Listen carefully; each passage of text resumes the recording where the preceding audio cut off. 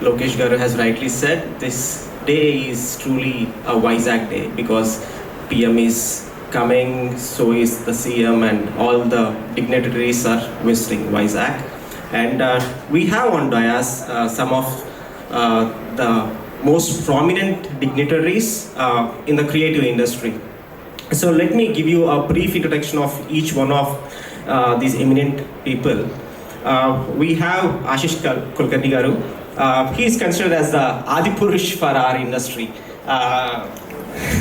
So he's been in our industry for more than 3 decades now, and he is the founder of Animasters back in 2005, which is now called Reliance Big Animations.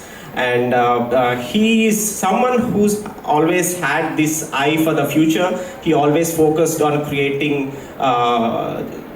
very big IPs. So everyone must be knowing Shaktiman and Little Krishna. So he's the man behind those cool IPs. And he always believed in creating sustainable careers in creative arts. That is why he founded Punnaryug, the art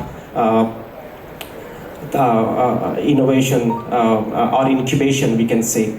We will talk about it in a bit. And now coming to Madhava Reddy, everyone call him Mike. He is a man of multi-talents, I should say, because he just briefed about all the 4,000 odd VFX works he did for various, someone who is creating the creative talent and also employing them. Coming to my dear friend Ravi, our own Vizag. I should say, through his GoLive studios, he is advising close to 10 companies, all in the creative space. And he strongly believes that distribution and what should I say, the esports are the key to market the games we are creating within India. Right, and he's been the key member for many events in our creative space. Madhava Reddy has shown us India Joy and the glimpses of them, and Ravi has always been a strong, prominent member for these events, IGX and IGDC. Right. So I would like to start with Mr. Ashish Garu. Sir, to our audience, why don't you just briefly explain what is this AVGC-XR and why it is the need of the hour? Well,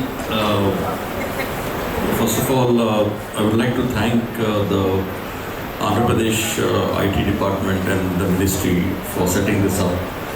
It was really required because this is a growing sector. We actually identified the potential of, the animation, visual effects, gaming, comics, and XR a long time ago. In 2000, we were only talking about animation till that time. And then when I came back and looked at how do we really build this industry, then I coined this word called AVGC. And that time, not many people were conversant with this, and many people said, let's take the C out, let's take the G out.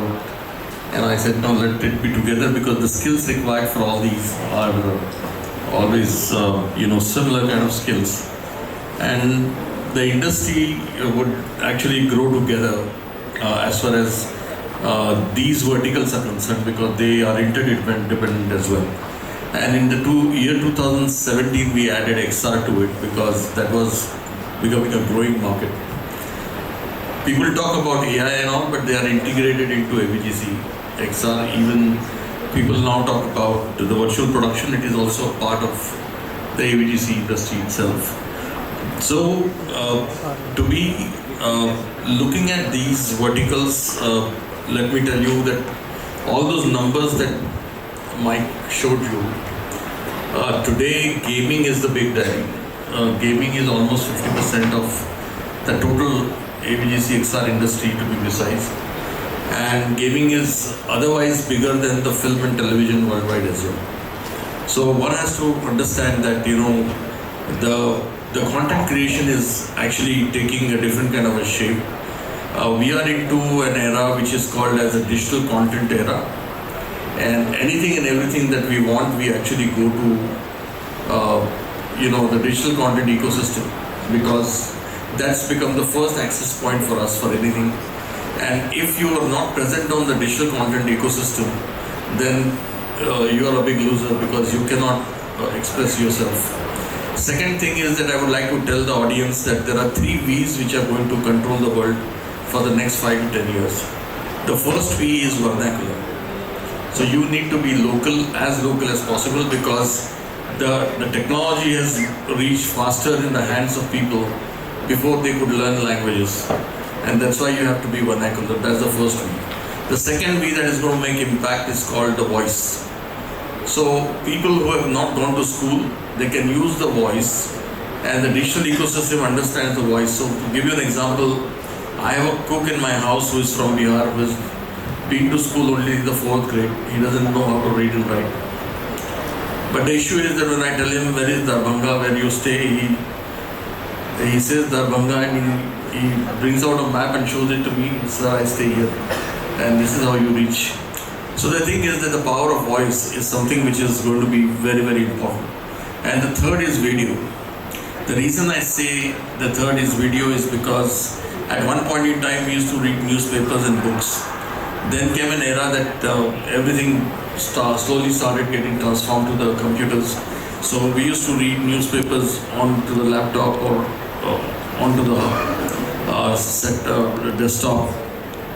Then we were also reading everything to the Wikipedia pages for information. Today, when you want to understand any topic or understand the news also, you want to watch a video, because video tells you it has audio and visual both. So who is going to take the responsibility of making the videos, so many of them, at the appropriate time at a fraction of a second? And I think that's where the AVGC-XR is going to play a major role. And that's why making career in this space is going to be fruitful. Unfortunately, in India, we were not allowed to have creative arts, performing arts, design and sports in the school curriculum before the National Education Policy came. Now that the National Education Policy is under implementation, we are slowly allowing kids to take creative programs, leave aside maths, geography, history or chemistry or physics, and take creative arts, performing arts or design. This is going to go a long way. So the school will have to prepare, and there has to be a level playing field for creative arts, performing arts and design along with science and commerce. So we are in the business of storytelling.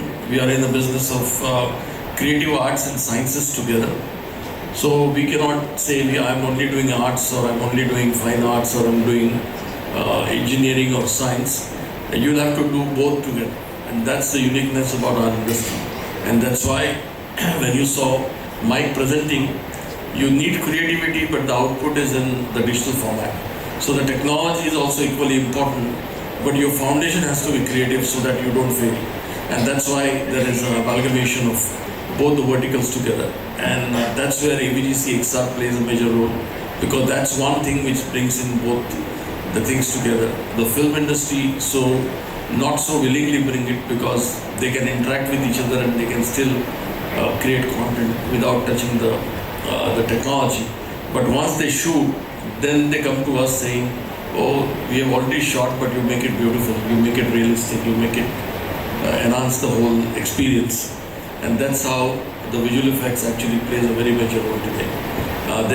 There were times that the films were not planned to have visual effects, but today, whether you are making a feature film or OTT film or a television film or a web series, or you're making even an ad film or a documentary, everything requires visual effects. So the importance of storytelling in the audiovisual form is very, very important. And that's why this industry is very important for anybody to establish. Many states who are not film states but can still deliver AVGC from their states. And that's why we need to go to the tier 2, tier 3, tier 4 towns, because that's the creative talent comes from there, and you can actually give them an equal opportunity to make this happen from this. Thank you, sir. Many wouldn't know, but Ashish Garu has been a member of the task force team set up by the government of India, as he's been instrumental in creating AVGC-XR policies at a central level and at various state government levels. And it is the need of the hour, because with strong policy comes a new industry and a new set of talent pool gets created. And coming to our dear Mike, sir, you've been part of more than 4,000 films and TV shows, and you name any Hollywood movie, be it Avatar, Spider-Man, a famous TV show called Game of Thrones, Godzilla and King Kong. He's the man behind those awesome VFX works. And sir, 4,000 films. Yeah. How did you do, sir? So we have almost 3,000 staff. We've been in 16 years in the business. We see, generally when a movie happens, they at least people like us, at least more than 10 to 15 studios work. One movie is not worked by one studio. They split the shots, or they split some area from expertise to some area. So we can only do certain area within a period of 6 months of time or 1 year, because the movie has to release. So they try to split. So we try to work many projects, and we work with more than 4,000 movies in animation, VFX, and film restore. Old movies, classic titles also. So that really happened, and we are exposed. We are in US, UK, Australia, UK, and almost 24 countries. So we've been getting projects. So it happened, So we started. I remember I was the first person to bring outsourcing to India. Because I was working in US for 15 years. I was there to start working at Technical at that time. I worked for Technicolor, I worked for Sony Pictures, I worked for Warner Brothers. So in 2004, 2005, I was starting to send work to India, like IT industry. Our IT came to India. So but when I used to go and talk to people, they used to ask me, where is Hyderabad? Show me the map. They were not even don't know what is Hyderabad, where is India, and many people. So it was very hard for me. Then I came back to India and trained some 10 people. Because I was an artist. I was trained some 10 people. Then went back to US, doing back and forth, started getting small projects, So I started with 10 people, and slowly it's been happening. And many people who worked from me also in my studio, more than I think 20-25 people have started their own studios now. So it's a proud thing to see. When I started, I was one of the first person to bring. So many, now at least similar kind of companies, I would say all India, more than 500 companies are there. But still we are one of the biggest, because we have bigger clients, because they trust us and we have been doing. So other players are also doing good. So there's so much potential. If you look at last 10 years, 15 years, the amount of VFX used in movies is 15 years back is less. You used to see Jurassic Park and all those. Now every movie has VFX and high VFX. So even in US, Canada, when I go to clients, let's say, they used to think if the work goes to India, then there's going to be a problem, because they're going to lose their jobs. But it never happened. They have jobs, and the amount of work has increased. Without India, they couldn't survive, because more than 4 lakh people are working here. And in US, Canada, UK, they cannot make so many people. And whatever amount of people they made, they are still busy. They are not jobless. So because of the amount of the content for the VFX or animation required, there's a global potential. Still there is going to be global. With the new technologies coming up, definitely everybody, nowadays you can do a storytelling through a small animation or a VFX you do on a mobile. Anything you can do. So much, I used to have a dream, and when I was my kid, I want to work for one Hollywood movie. So, but see, now so many people are working in Hollywood movies. Can you believe in Vijayawada, Avatar 2 movie happened? We have done VFX in Vijayawada. We have a facility in Vijayawada in opposite to airport. There we have done so many pictures. We worked for a lot of advertising company, advertising ads like Mercedes-Benz, Kia, all these ads we do back end. So there's a good potential for the people who are thinking, and definitely it's possible. Yeah, everything digital, right? It's possible. Yeah, thank you. I mean, he might be very humble in saying it just happened, but 4,000 movies is not small thing, guys. Coming to Ravi Garu. Ravi, what do you see India evolving into when it comes to gaming space? So I want to start off with a thought process that everyone might connect with, the ABCs of the future Indian ecosystem, right? So let me start with C. Everyone in India is a cricket fan, right? Today there are more gamers than cricket fans in India. That itself is how big gaming is. There are more than 560 billion people playing the game every day in India in some form or the other. Then the B, which is the Bollywood. Gaming is almost 9 times bigger than Bollywood if you look at real money gaming as well.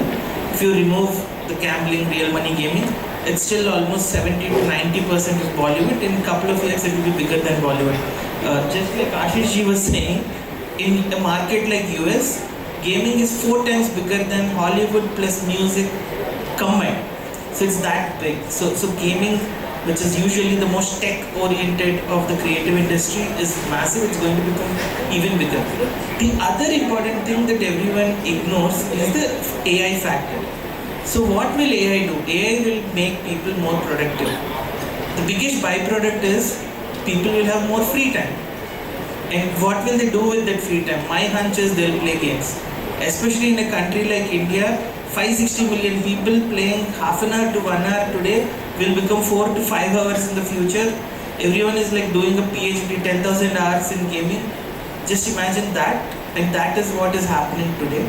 The other aspect of gaming that I wanted to throw in front of everyone is today an average gamer spends 8 rupees per year. That's all.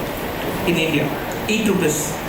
And the big platforms like Google, Apple, they're all saying that the number of paying users is doubling every 3-4 years. And the average amount that they're spending is quadrupling every 3-4 years. So we can all imagine 32 rupees from 8 rupees happening in just 3-4 years, right? Because the per capita is increasing, spending power is increasing. That means we'll be growing 8x every 4 years. Almost 16 to 64x in a decade.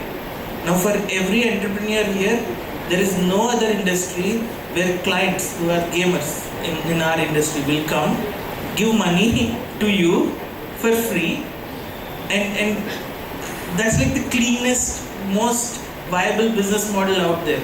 In all other services industries or regular IT or any other industry comparatively, you have to run after clients, you have to convince them to give you projects, profits, all of that. In games, build a good game, gamers in lakhs and crores will come, they'll give you their money of their free volition.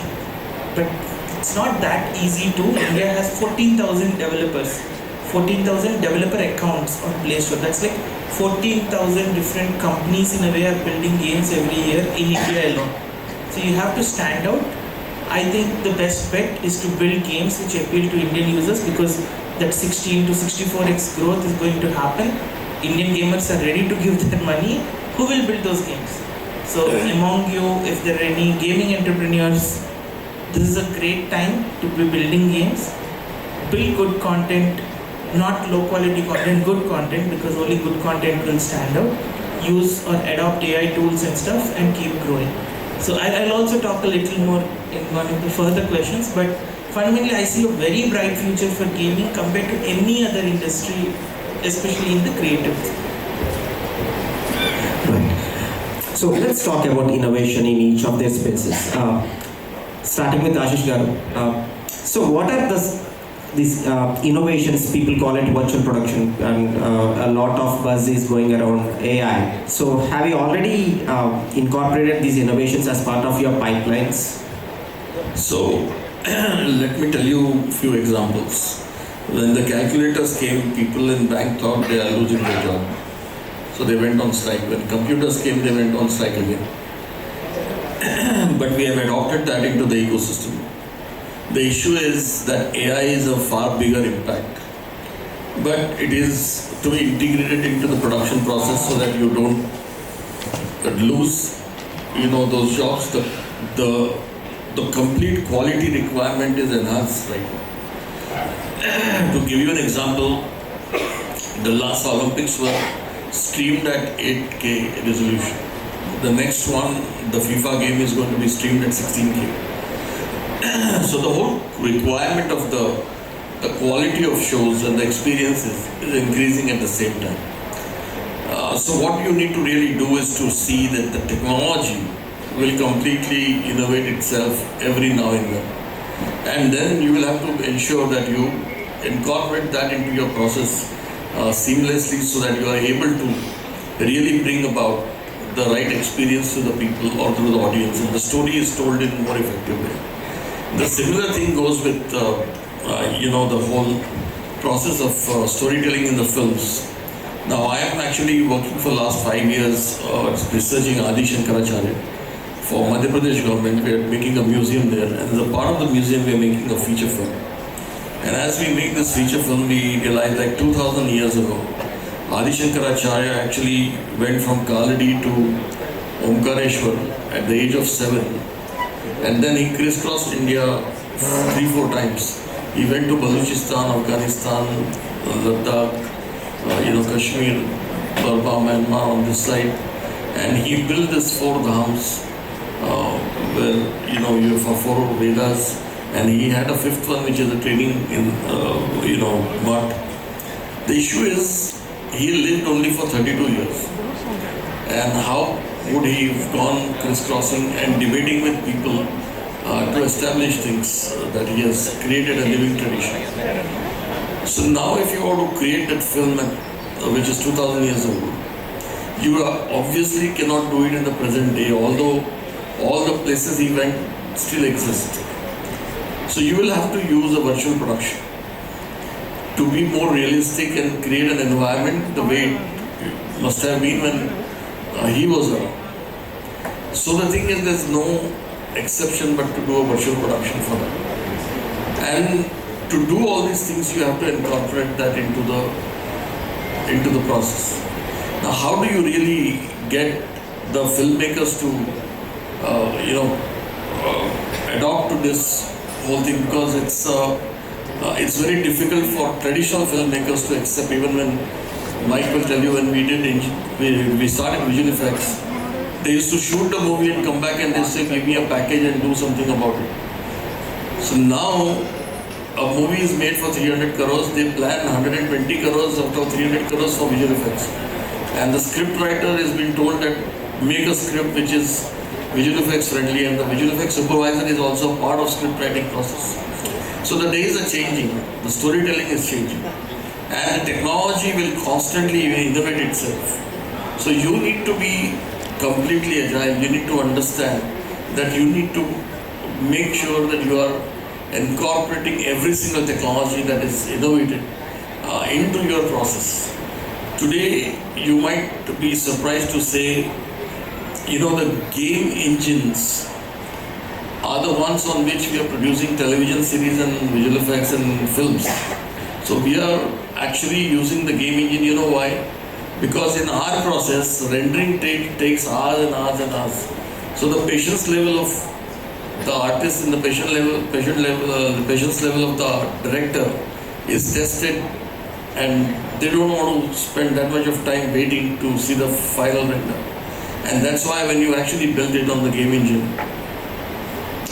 you are not only saving time, you have been able to look at the quality, you have been able to alter things versus an Indian studio?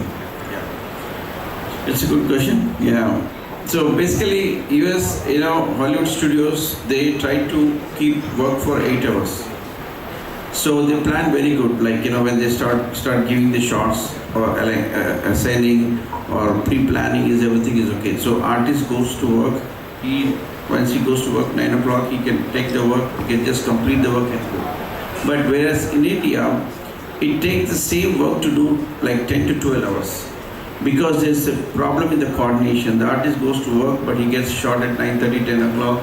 Again, there's some changes or something, power goes, something wrong. So the guy should complete by 5, 6 o'clock. He'll complete by 8 or 9 o'clock. So if we adapt a proper planning, pre-planning everything, we can do in 8 hours shot. Because in US and Canada, if you cross anything, go more than 8 hours, they charge overtime.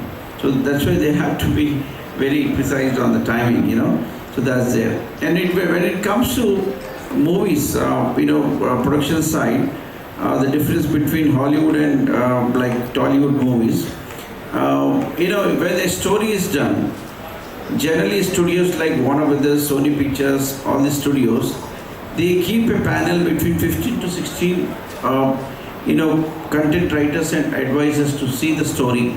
The stories shared between this 15-16 committee, they go back and check and they say what is good, what need to be changed. Okay, change this, climax this way or put this story this way. There's so much discussions happen. It goes from 3 months to 6 months.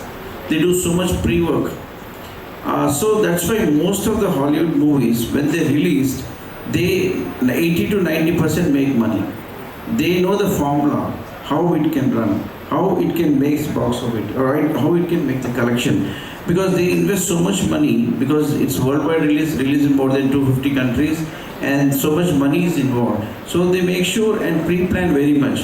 When it comes to Hollywood, I think few people only discuss. Once the idea comes, okay, the story writer goes to the director or directors and producer and the hero. Only few people they discuss and they just go straight shooting.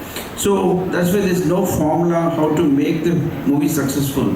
Which can make the formula, which can be. So that is lacking in Indian film industry.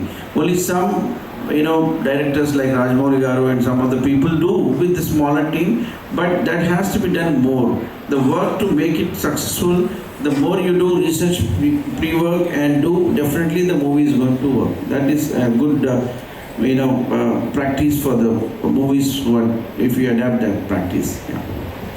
Thank you. Ravi.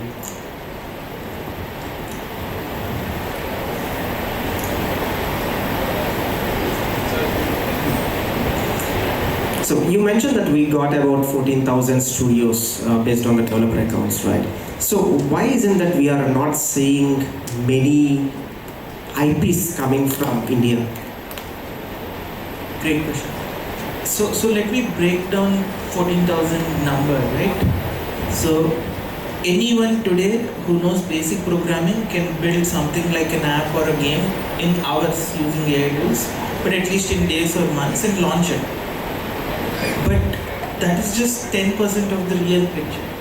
The real picture is called publishing. So in my intro you mentioned I'm guiding 12 companies, right? The real thing is not guiding there, but publishing those games. What I mean is, let's say there is a studio which knows how to build a basic game. Launching it on Play Store, App Store or PC stores or consoles, just launching is a big task. Post that, you need to understand. The first part is called soft launch. You need to understand your audience, who is liking it, who dislikes it. How do you narrow it down into a way, the game, into a way that users are going to stay back for months and months. Post soft launch is the launch. That is when you spend 10x, 100x budgets of soft launch and get millions of users to play your game. Now all of this is not necessarily the cup of tea for every developer. So that is why GoLive, for example, my company, we are a publisher. What we do is we pick good games from developers, these 14,000 developers. Not just me, there are about 100, 150 good publishers in India, but mainly global ones. So what they do is they take the rights to launch the game successfully and run it successfully. So that the developers who are creative can focus on what they are best at, which is being creative and create new games. So that 14,000 number, that is why it's very scary in India, because everyone just goes onto Play Store, puts their game out. 90% of the games don't even have 1,000 users. You can understand the challenge there, right? Let's say there is a college kid who goes to his father or a relative and says, give me a little money, let's say 10 lakhs, I'm going to build a nice game and put it out there. And you don't get even 1,000 users, you probably get 100 users, 200 users. You're disheartened. Because you only understood the first part.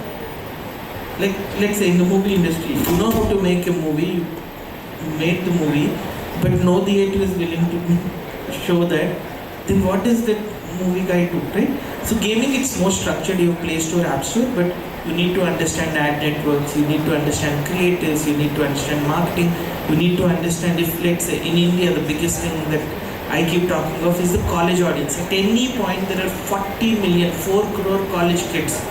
And guess what they're doing? They're all playing games. So, college kids are a fantastic way to launch games. But how do you launch your games in college? Because college curriculum is all about education. So you have cultural festivals, you have college gamer groups. How do you assess them? How do you reach out to them? So this is what publishers do. So typically that's where companies like mine come in, saying, okay, your game is so and so, it's good at this. How do we launch this successfully? That risk is taken by us, so that developers can happily focus on building great games. And just one more thing on the innovation front. One of the biggest hit industries biggest impacted industries with AI, rise of AI, is the creative industry. But I'm not saying it's a negative impact. Like Ashish ji was saying, it's a super positive impact. Just imagine I'm an artist. I need to do a matte painting of a 2D background. Like recently for a cricket game that we were doing, we wanted to see how we can show Vizag's coastline as a nice background for a cricket match. All I needed to do was use the AI tool for a concept, and it gave me a fantastic concept in 30 seconds. Now if I'm an artist, I have the concept capability, I use those concepts, look at the best ones that I like and improve that. So something that could have taken me 1 week or 1 month now takes 1 or 2 days. So artists will become more productive, which means the quality of content will become much higher. Because on the other hand, absorption of content, like adoption of content, whether it's videos or games, is increasing, someone has to cater to that growing need. That is where AI will become super powerful. So please adopt innovation and become better. That's my suggestion. Just to add to what Ravi said, most of the young gamers that we see in India, they are at a state that they don't even know whether they require a publisher or they require funding. So there's a big dilemma. So the mentors like Ravi have a very important role to play, because they bridge the gap. In fact, in our film industry, when majority, like he talked about, we make 2,000 films, and it's consistently making 2,000 plus films which come for censor certificate. But if you really see, only 800 to 900 films are released. The remaining films are not even released because they didn't find a publisher or a distributor to release it. They didn't find a platform. Whereas you require a distributor, then you require a theatre. The gaming is a different ecosystem where they are directly from app, you are with the consumer. So they are direct a B2C. But that role of a publisher is so important, that the publisher understands the segmentation of a game, they understand the audience, and let me tell you, 30 to 40% or maybe sometimes 45% of the budget is spent for a game before it is released. And as the publisher will give you feedback, the remaining money will have to be spent to enhance that game and make it more complex for people who are already playing that game successfully. So they need to understand this cycle where the publisher role is a very crucial one. That hand-holding has to happen with the youngsters and the publisher. No sooner that happens, you will see more successes coming. Well, Ravi mentioned about a cricket game, but the game which we all loved playing that came from GoLive is a game based on Jungle Book. We all grew up watching Jungle Book, and GoLive has made a game based on Jungle Book. It was a lovely game. Please go and play. Coming to Ashish, sir, your Art Village initiative, Punnaryug, right? You started it with a goal of creating sustainable careers for creative art, right? So, how do you think this initiative contributes to the India story? So, initially when we got into, the animation studios, some of the biggest studios shut down, including one of the studios that I was working for, shut down one fine day after doing big work for Disney, Warner Brothers, and even DreamWorks, because of a fight of two directors or whatever. The issue was that many artists constantly lost jobs, and the nature of our industry is that majority of the people work on contract. But in the AVGC sector right now, people are actually on roll and then they get laid off and they'll have to come back again. And it's a story that is a very crucial one for people who are making a career into the creative industry, because this industry is all about freelancing. If you look at when people make films, the director can be hired, the producer can be hired, the line producer can be hired, the cinematographer, actors, everybody is hired for that film as a unit. And they work together for delivering their bit and they go back. So studying the nature of this whole ecosystem that works like this, and also looking at what is the psyche of India, I decided that India requires multiple art villages. Because why do you go to Hyderabad, or why do you go to Mumbai or go to Chennai to make a film, is because the ecosystem is there. You are able to hire all these people together and make a film. But somebody tells me today that you come to Vizag and make a film, that ecosystem is not there. So to build that ecosystem, you need to create these, and then at one point in time I realized that the artists were leaving jobs and then they have to go back to their hometowns and they have to come back to another job, and it was a very troublesome thing for them. So I said that let me design a city which is all artists of all kinds. So if the artist is working on a show, then they are getting their livelihood. They are working on television series or a feature film. If they are not working on a show, then they are creating art forms. And if they are not creating art forms, they are performing the art forms in the city. And if they are not doing that also, they are teaching people those art forms. So they are useful to the ecosystem all the time. But then if you are not into the ecosystem, let the producers come to that city and produce things. And let people come and experience, so that we can safeguard all of our art forms, traditional art forms and everything. So that's why that whole concept of Art Village was created. And then now I have presented it to a few other countries, prime ministers and presidents, and they're also wanting to have that in their country. The first one we are building is in Lonavala, but I'm going to propose that to be created in all the states eventually, so that you create an ecosystem for all art forms, and then the producers can come there and produce and go back. Artists don't have to live from it. And you make sure that you bring the market to them for their art forms, and bring an experience for them to create an experiential representation, so that you create an ecosystem in every state from where things can work. It's called the hubs, that now you're building IT parks. Why are you doing it? Because you're creating that critical mass. But it's easy to do because engineering was already prevailing. A lot of people take engineering as a career, but it's very difficult for artists to survive. And then you require not only one kind of artist, you require artists to design, you require artists to write, you require artists to produce, and you require artists to give music, and you want to put the visual effects together, and then you want a marketing and distribution over and above that, which is a commercial activity. So that ecosystem needs to be organized a little more. And that what Mike was talking about was that ecosystem exists in rest of the countries. So we need to make sure that that kind of ecosystem is developed here, and that's why we call it a global art village. Thank you, sir. Mike, you are an educationist also, right? And as Ashish rightly said, we need an ecosystem, and the foundation to build any ecosystem is a creative talent pool. And this industry is such that students, most of them at least, are coming into the industry because they are not getting a seat in an engineering college or a medical college. Very few people come to this industry out of pure passion. Do you think this can be changed? No, I think yes, it can be changed. The thing is that awareness, we need to create awareness for a lot of people who are like 10th pass or fail or intermediate, the person should have the passion towards movie or creativity or games. If he wants to become gaming, he should love games. Always playing games or liking games. The guy who watches movies or kind of creativity, these kind of people can sustain in the industry. A guy who studies engineering and want to move here for a job, he can't sustain, because this is just like a singer A singer can become a singer, right? Actor can become actor. So artist can become artist. So you should have that passion.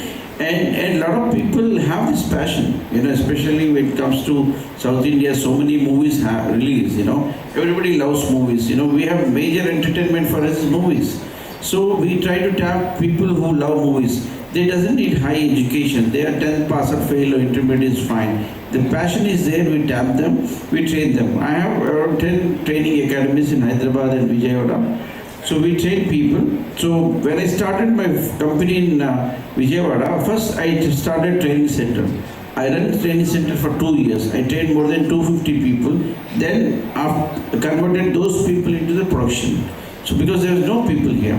So always I used to train my people and do that.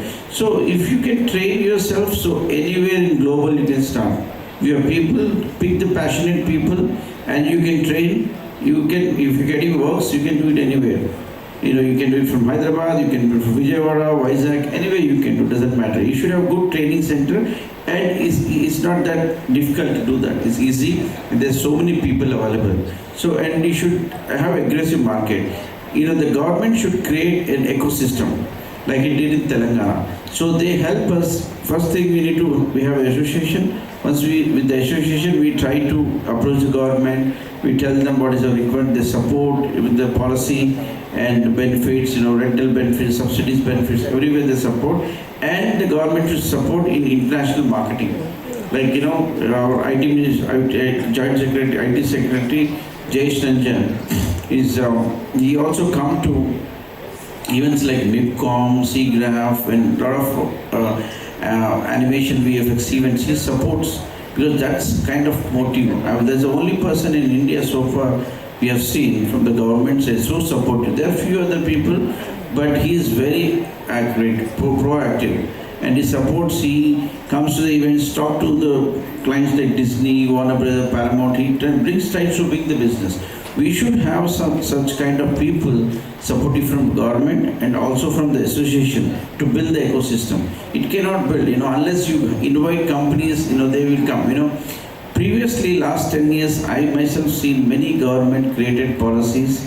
They try to invite, but whatever they commit, they don't promise, they don't execute. Making a policy and inviting them is not, you need to execute that. And a lot of governments have failed. I can't mention the government names, but they are failed. So people like us, we get disappointed. So if I go to a place, like suppose I come here, Andhra, I want to start some setup with 1,000 people, and they would probably hardly give 2 acres or 3 acres of land, which will cost 4-5 crores. But to set up for 1,000 people here, I need to spend more money than that. I need to train the people, I need to find, create, pay salaries every month for 1,000 people, whether there's work or no work. I need to set up the facility, so much machinery, system, software, everything is involved. And if there's no business, it's a problem. So this much we are doing, and just imagine the government should understand, it's not only giving 2-3 acres of land. If they give some incentives of land, people like us will come.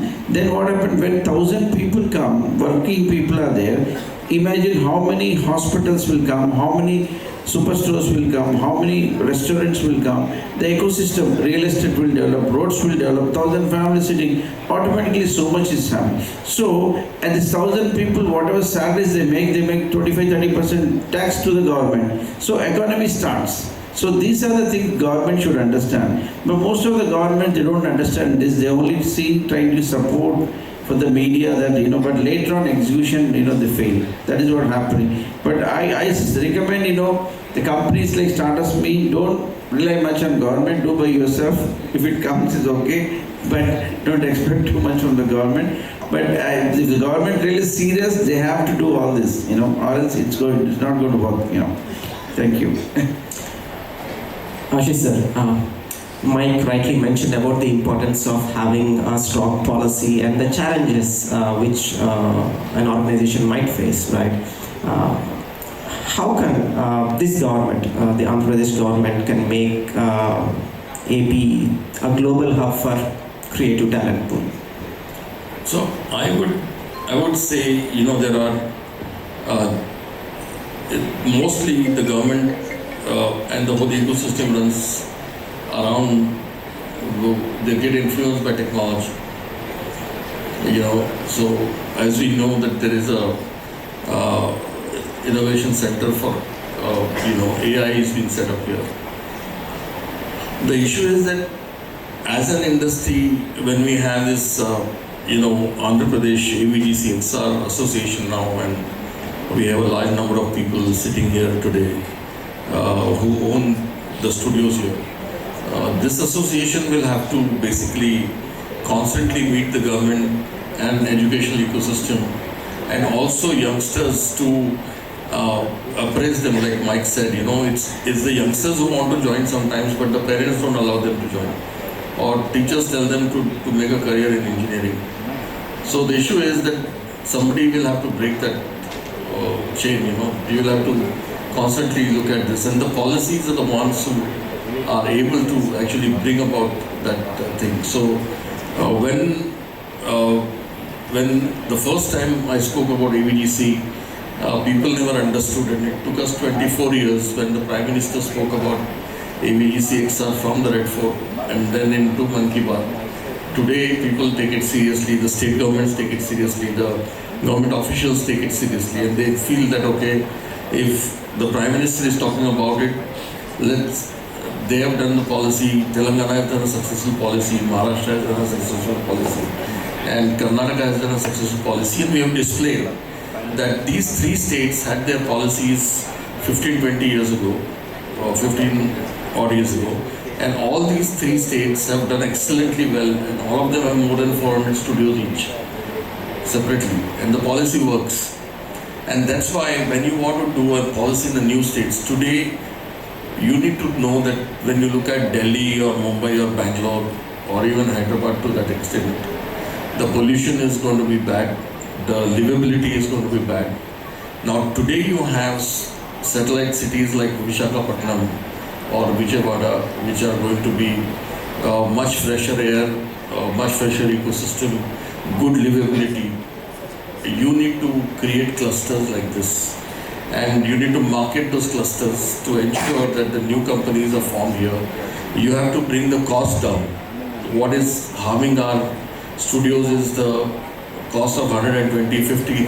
In Mumbai, you have 300, 400 rupees a square feet. So if you attract them saying, okay, you can have a bigger one center there, but you have bigger center in our street, and we give you connectivity and everything.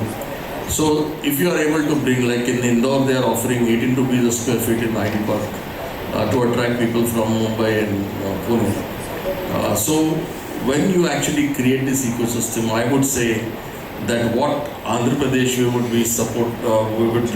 ask them to do is not to make a mistake of making a film city or make a IT park. You need to combine the both. You need to make a digital media city. Are you getting my point? So you bring in virtual production, you bring in IT parks, you bring in the art format. So the filmmakers, the gaming studios, the animation studios, the VFX studios, the comics makers, and even the buyers to that extent, all of them work on the same ecosystem. And that's the concept of the global art village in a bigger way. But if you create clusters like this and make the cost down, it's going to work for you. And you will be able to see that no sooner you have a policy, even the international players will first look at it. If they want to invest in India, they will say, okay, if you go and tell them that I want you to come to Visakhapatnam, for example. They say, okay, what is the policy of AP government? Do you have a policy? And whether I fit into the policy or not. So they will have a look at that.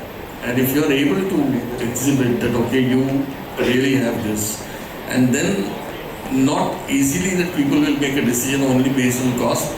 They will make a decision based on how many skills you have. And that's why when Naidu Garu was talking about this, 27 lakh people who are all over the world from Andhra Pradesh, you need to approach them.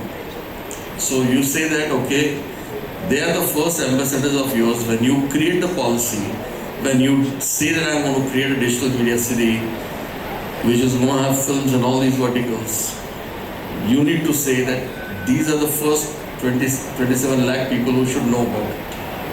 And they will then start pushing there because they will be at a decision making position and they would like to see, okay, they can make an impact back into their own states. And I think that's where it's very important. And somebody like, what he mentioned about Jai Ranjan Garu, somebody from the government also will have to be an ambassador who should be constantly given feedback by the industry.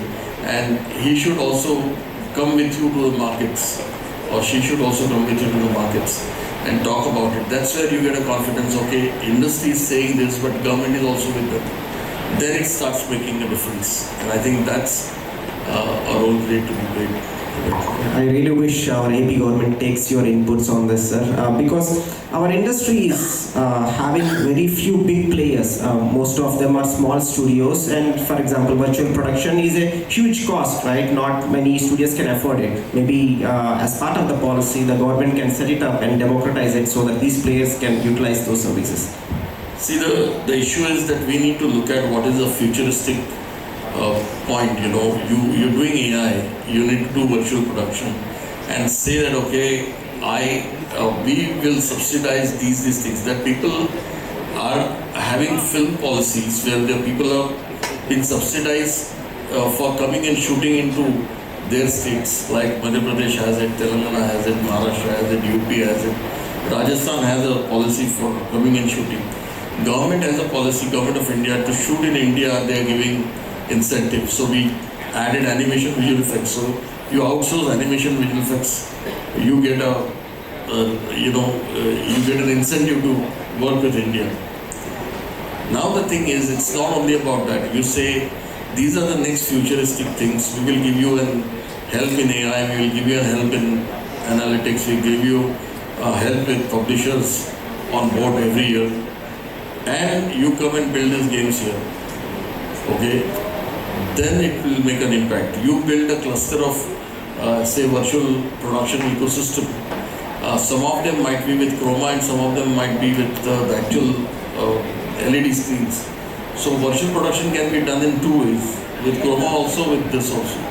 So you say that, okay, if you come and work with us, will incentivize for you to do the virtual production here. And mind you, large number of filmmakers across the globe would require this. And they will then start noticing this to come here and do it. And you will have to be a long-term player to make it successful.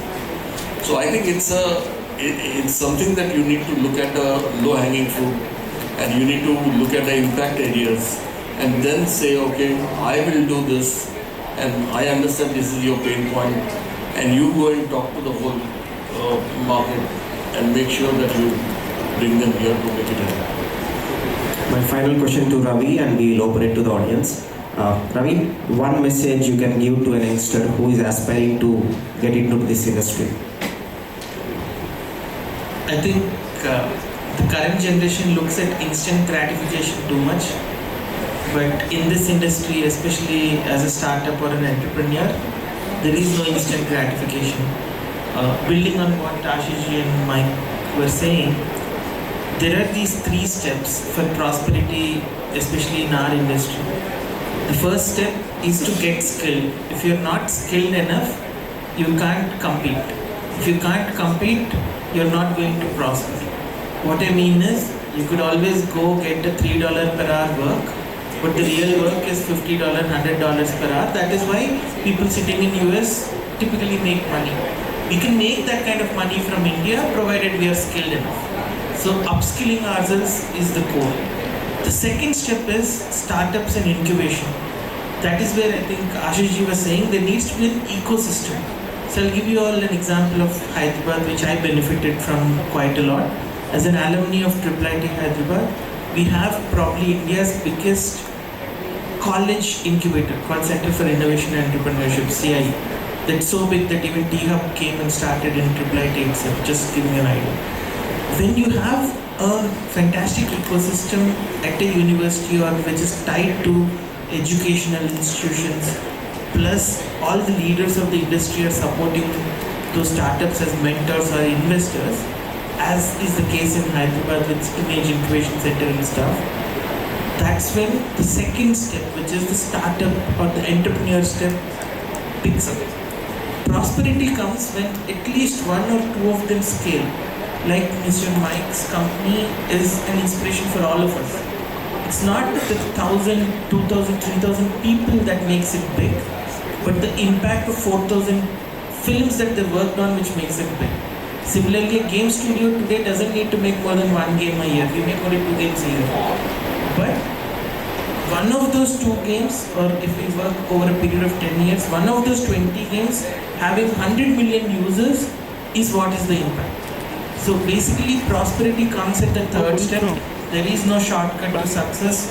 Behind every success is a decade of hardship. So even if I am here sitting as a successful entrepreneur, it's taken me 2 decades, honestly. 1 decade because of India not being ready.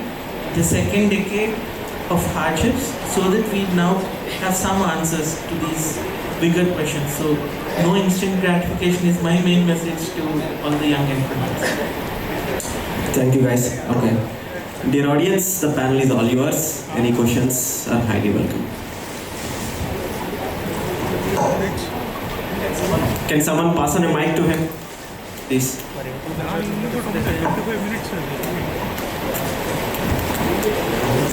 Currently, I was a global business advisor for Pride and Viewers. We are in the market since 6 years. I operate with AI, drones, and other market, but right now was working with crypto games and all. Previously, we are a team of 80 people. We are operating in Bangalore, but recently we shifted our office to Visakhapatnam. We are renovating our office. So with a team of 80 people, we are currently looking some good investors and the potential market. Maybe you can give us some good business in AV, especially because of why I'm talking because. So what are the 2 steps that we have to take it right now on the stage? Because in Delhi or Mumbai and other Taiwan cities, it's different. But it's a challenge. But again, we took the step and we started here.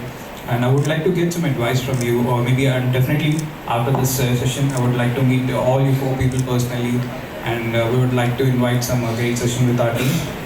So just 2 steps, how we have to take it forward with a new market, with a different environment rather than compared to Bangalore and other market. That's my question. So we are doing metaverse, and we publish some games as well.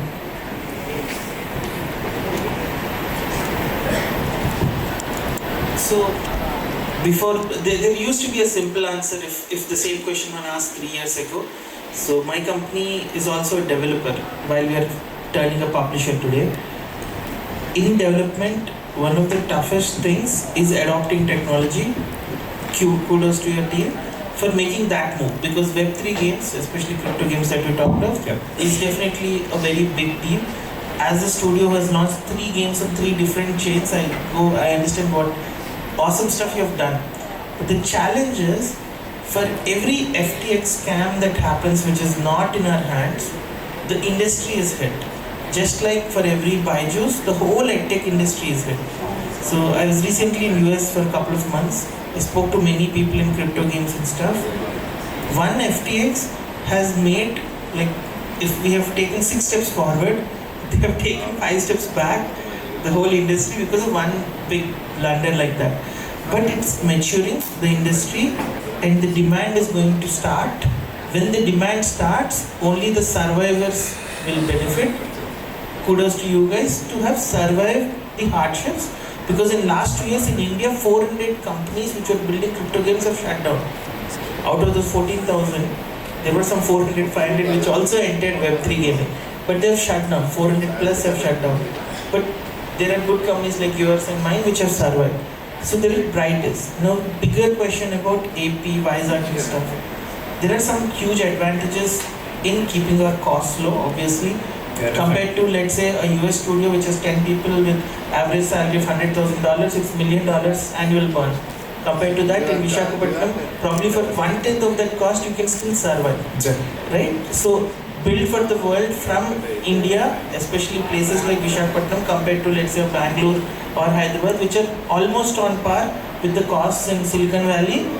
No brainer that this is a great move that you're operating from here. Now the second question was about investors and publishers of crypto games.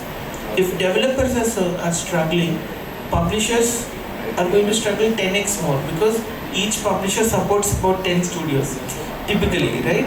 So if developers were hit 5 steps back by the FTX kind of all the things that happened over the last 2 years, so publishers are missing in Web3. That's also one of the reasons why we launch and publish Web3 games as well. But the bigger question of investors trust can probably be earned in a year or two. The best advice I got as a Web3 company was survive till end of 25. That's the mantra, magic mantra in US. A company survives, a crypto company, especially crypto gaming company, that survives till end of 25 means it's a survivor. Okay. They'll see the good days. Lot of the other companies are just folding out. So I hope you will survive. We are all here to support that journey. I want to conclude the whole thing with one aspect that we discussed.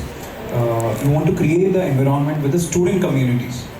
Because before coming into this industry, I worked with ISRO in Northeast region, and also I'm a part of a NASA Space Ed Challenge as a mentor. Now I want to create an impact because our state is like a baby. We are in the startup stage, and the students' mindset is completely spectacular right now because they are selecting innovative things like gaming or maybe AR, VR. So how we can create an impact with this students community, especially in Andhra Pradesh?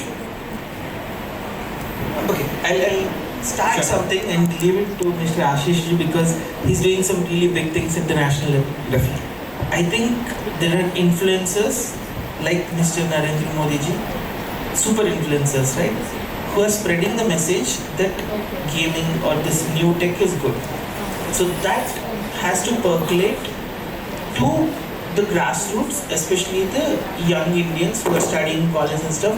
Because to me, social media and instant gratification, that's the 90% of young guys or young girls today, right? So once they start looking for a brighter future, they start upskilling themselves, is when the change that we're talking will come. I'll give you an example. Right now, the biggest community in India is KJ, which is a crypto community with 4.6 million people, out of which 75% of them are college students. It's not like there are no communities. But communities of kids today are for instant gratification. They'll install a game if you pay them money. They'll play a game to make money. No. First, you should have the skill to be a good player. That's when you can expect to earn some money or win prizes and stuff. That mindset change has to happen. But on the education side, that's why I was saying Ashish ji can explain. I think the National Center of Excellence is a fantastic, it's the earthquake that will shake all of India. Totally agree. Okay, so that's where I think Ashish ji is better to explain. Yeah, so in 2005, when I was looking at the AVGC industry to be built, I wrote a white paper which said that India requires an IIT or IIM kind of an institution for AVGC-XR. And that was taken up with the INB ministry, but it took us 20 years to constantly be at it. And now we are creating Indian Institute of Creative Technologies in Mumbai, which has got a sanction and it is underway right now. But it is not only waiting there, we are also creating hub and spoke model with that. So every state is going to have a center of excellence, either specializing in gaming or animation or maybe 2 or 3 verticals. And then it will work as a hub and spoke model whereby we bring in a whole lot of the collective intelligence, and we'll also bring in the kind of technology transfer within this and look at funding the young entrepreneurs and look at building status and hygiene to our industry, because the whole creative industry didn't have that because they were not given marks in the universities, they were not given marks in schools. So there was no hygiene around it, no status, no dignity around it. And that all needs to be changed. So that's why this was effort for the last 24-25 years is to bring a status, hygiene and dignity to our ecosystem. And now that that ecosystem is recognized, all other universities and IITs also want to do AVGC-XR. But we require one sector of excellence from where we can actually do this. How do we do it? You please join AVGC-XR Association of Andhra Pradesh. We will roll out a program where we will go to state government and talk to the state. We are already talking to the CBSE, ICSE to include these programs. And then as an association, we constantly go and meet 9, 10, 11, 12 kids to appraise them on how to make career into this area. And we also meet with their parents, and that's how we can look at it. At the same time, we have created India challenges for the school kids and let them know about these challenges. Let's mentor them so that we build a critical mass in the next 4-5 years. Maybe like a kind of hackathons we do? Yes. Similar way, okay. Yeah, sure. Thank you, gentlemen. Thank you. Regarding anything I can help you for Drones? US and drones. Yeah. Sure, sir. We have some US clients who require drone. If you can give some details, we can discuss about it. Definitely. This end of this January, we are opening a manufacturing center in Rajahmundry itself. So definitely we'll be planning it because we are completely designing all kind of drones. We have our own fleet management. So we have a team. They have also shifted from UK. So this is something we are actually moving in drones and gaming. So I'll definitely meet all you people. Definitely. Thank you so much. It was a great time. It was a great session. Yeah. Thank you, everyone. I think we are already shooting ahead of the time frame that was allotted to us, and any more questions, we can take it on a personal level. Right?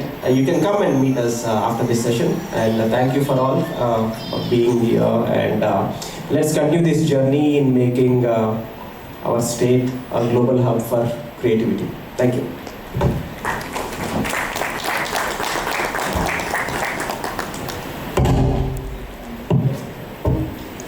Panel members for such an insightful discussion on possibilities and opportunities in this field. And ladies and gentlemen, let's give a big round of applause for the time and expertise in their respective fields. Such a knowledgeful session, I would say. And now for a small token of appreciation, I would like to call Mr. Winston Adams from Fluent Grid, who is our platinum sponsor, to give away the mementos to the speakers.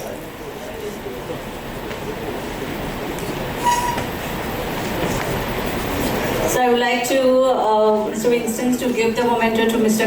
Karthick, Chirra. Bro, manodu ఒకసారి phone చేసి అవరమ్మా. A big round of applause, ladies and gentlemen. We are soon going to have a lunch, so don't worry.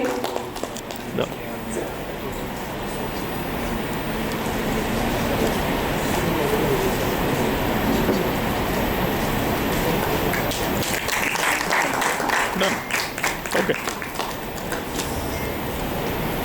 I request Balaji to come and present the memento to Ashish Kulkarni, Mr. Ashish Kulkarni.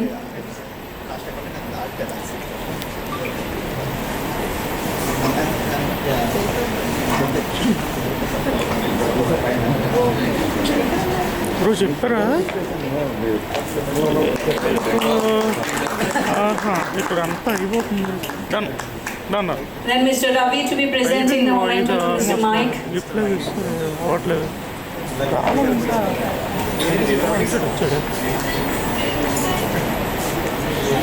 ఏంటి bro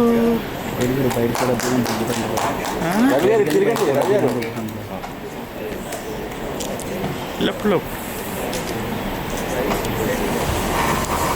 Mr. Kishore to be presenting it to Mr. Karthik Chirra.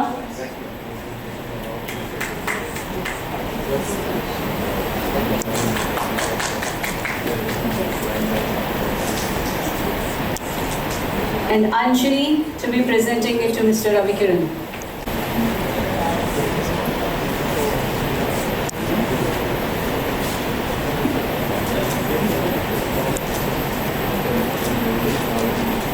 Thank you.